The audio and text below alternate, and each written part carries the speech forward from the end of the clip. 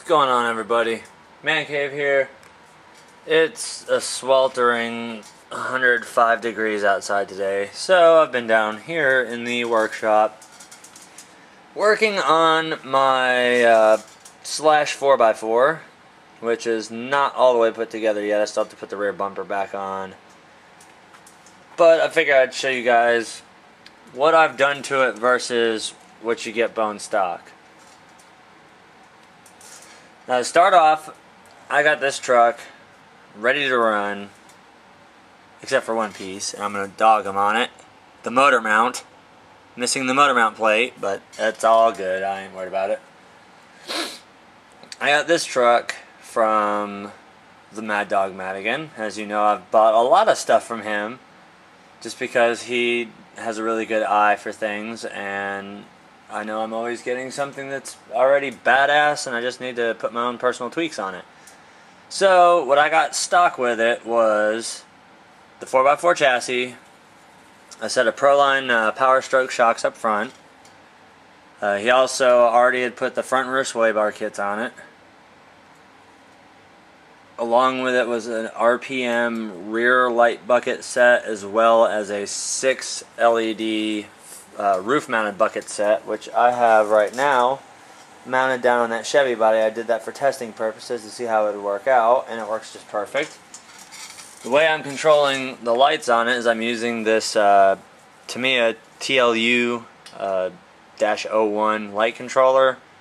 And instead of running to a battery tie-off lead, I'm using the optional 6-volt connector for the fan that runs off of the VXL3S Traxxas brushless system, which is a 3550 motor. So we've got the motor right here, standard it's 3-pole.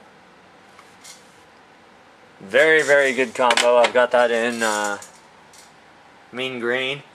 Excuse me. Got that in mean green. I also have that in my two-wheel drive slash. But since then, I've gone ahead and I have done pretty much a pretty good upgrade to this. I've done the, I believe Proline is who makes it, the protrac suspension kit, which gives you longer A-arms, new longer turnbuckles, and they give you these wheels that'll bring you right back into legal specs as far as racing goes. So I've done that to the front and to the rear, and these are Badlands tires from Proline. I did have the 1/8 buggy wheels on it, but with the body that I'm putting on it, the 1/8 would rub way too bad. But this has got to be the most kick-ass part of the entire truck, which I'm not using this body simply for the fact that I would probably kill myself if I scratched it. This body is a complete custom body. Everything has been airbrushed on. These are not stickers, this is all airbrushing. It's a very wicked body, but the body I'll be using is a Ford SVT Raptor body. This one's going to get hung on the shelf because it's so freaking nice. So pretty much, I also have a 10,000 milliamp 25C 2-cell lipo powering this beast. And of course, you can see the receiver tray is off because I'm waiting for... What the hell am I waiting for? Nothing. I can put the receiver tray back on now. The receiver tray can go back on. Of course, I'm using Traxxas high current connector because that's what the battery came wired with, which was perfect, seeing how I'm using the VXL3S. But the lights just plug in. There's 3 sets of 2 LEDs. They're all pigtailed in. They run into these ports here, and then my tail lights will plug into another one. As you can see, the TLU 01 can fit a shitload of lights in it. And 1, 2, 3, 4, 5, 6, 7, 8 lights. And it is conveniently controlled with an on-off switch. There's an on-off for it, so that makes it perfect. I've also upgraded the center diff gear from the stock plastic Traxxas gear to a Robinson Racing 55 tooth, 32 pitch gear, I believe.